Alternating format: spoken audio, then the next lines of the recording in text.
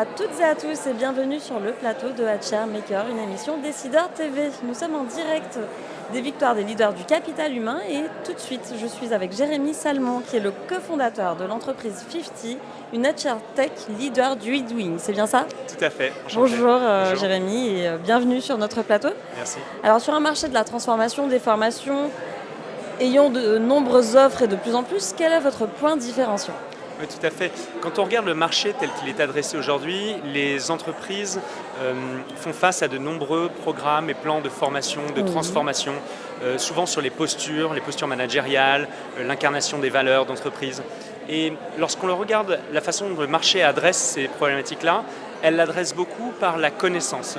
C'est-à-dire que quand vous regardez les éditeurs, vous avez des nombreux éditeurs qui vont proposer de la formation, du e-learning, du blended learning, tout ce qui va favoriser l'acquisition de connaissances. Et notre point différenciant chez nous, chez 50, c'est d'arriver à dépasser le stade de la connaissance et d'aller travailler sur l'adoption de nouveaux comportements. D'accord, très bien. Donc c'est ce que vous appelez le e-doing. Tout à fait, exactement. Est-ce que vous pouvez nous expliquer concrètement ce que c'est? Avec plaisir. Donc effectivement, le e-learning, ça va être l'acquisition de connaissances à l'échelle, Oui. là où le e-doing va favoriser l'adoption de nouveaux comportements. D'accord. Et donc, comment fonctionne le e-doing? On va utiliser des nudges, donc des incitations qui vont favoriser le basculement d'une intention à une action. On sait tous que parfois on va en formation, on va écouter dans des séminaires, on va être inspiré, on va trouver les personnes qui vont nous apprendre très inspirantes. Oui, bien sûr.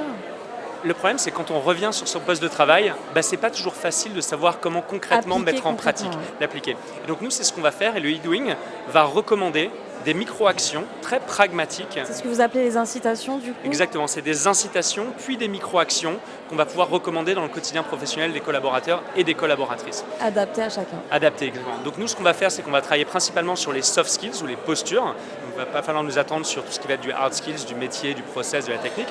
En revanche, travailler sur ces postures managériales, travailler sur l'incarnation de valeurs d'entreprise, travailler sur les sujets de diversité et inclusion aussi également, et puis tous les sujets soft skills au sens large.